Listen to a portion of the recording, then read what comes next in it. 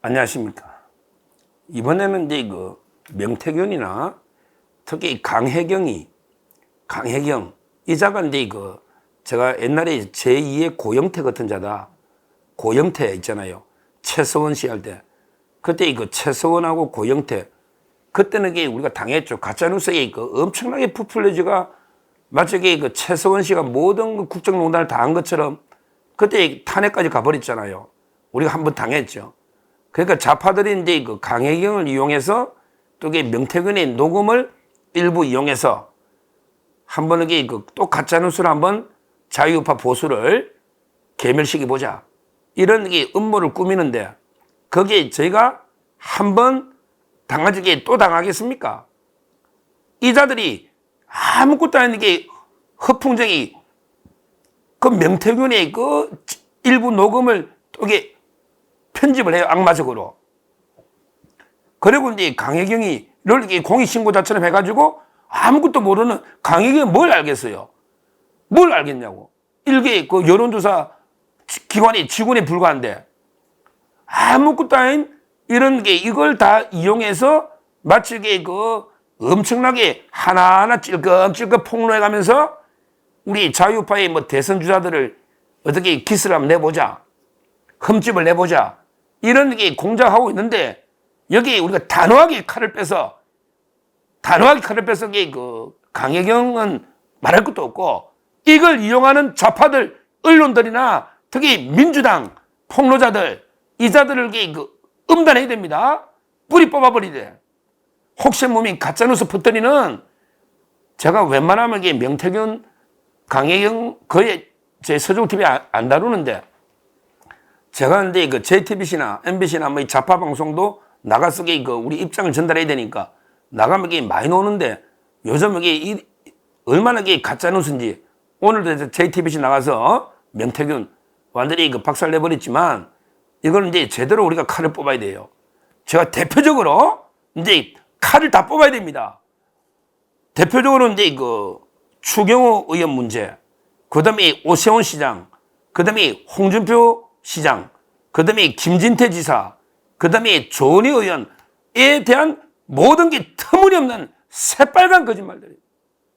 이걸 좌파들이 알면서도 계속 민주당하고 결탁해서 언론들이 계속 공작으로 퍼뜨리고 있는 거예요. 아무 근거도 없는 명태균의 찔끔찔끔 노는 녹취록을 편집하고요. 이래가 퍼뜨리고 있는 겁니다.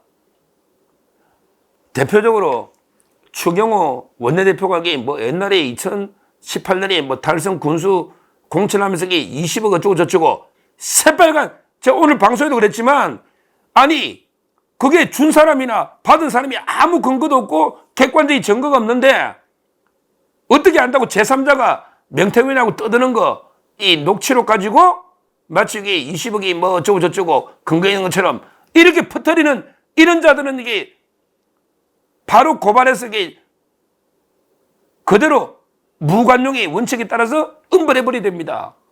아니 아무 근거도 없이 추경호 원내대표에 대해서 20억 쓰러 어쩌고 저쩌고 이게 보도하는 자체가 저는 원래 안 하려고 그랬어요. 말하는 것 자체가 다룰 생각도 없었어요. 그런데 신문에 계속 나오니 칼을 빼야 된단 말이에요. 추경호 원내대표 칼을 빼야 된단 말이에요. 터무니없는. 이거는 또 어떤 보수 유튜버에서도 댓글로 다는 사람이 있어요. 보수 유튜버에서도 왜 추경호 원내대표가 대통령하고 잘 통화 친하니까 그러면 보수 유튜버에서도 다른 사람이 있어요. 그런 게 문제예요. 엄중한 법적 조치해야 된다. 그 다음에 오세훈 시장 칼을 뽑았네요. 아니 이게 김한정 씨라고 김한정 씨가 사업하는데 그게 오세훈 시장이 척건이면 누군지 알아야지. 아무도 모르던데 오세훈 시장의 척건들은. 그러니까 이제 본인들이 명태균하고 오세훈 시장 한번 만나기라도 하려면 여론 몇 개 조사한 거 어디 들고 왔겠지.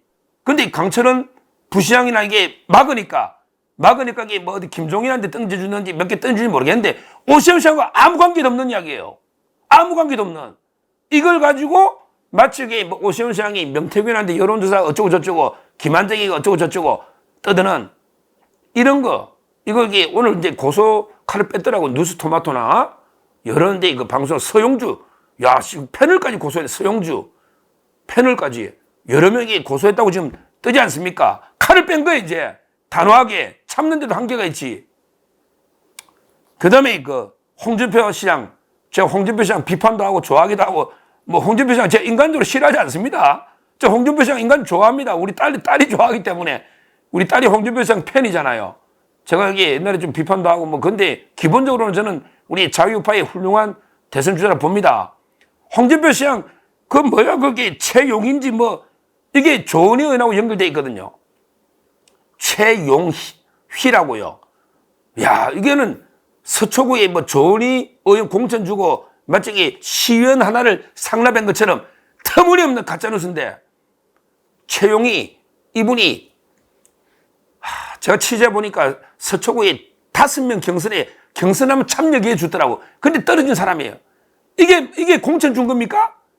5명이 경선하는 서울시 의원에 최용희가 들어갔는데 경선에 떨어졌단 말이에요. 경선 기회 준 게 뭐 잘못이냐고. 청년. 이걸 가지고 조은희 의원을 마치 이게 명태균이가 공천 주고 최용희 서울시 의원 공천 준 것처럼 가짜 뉴스로 좌파들이 떠든단 말이에요.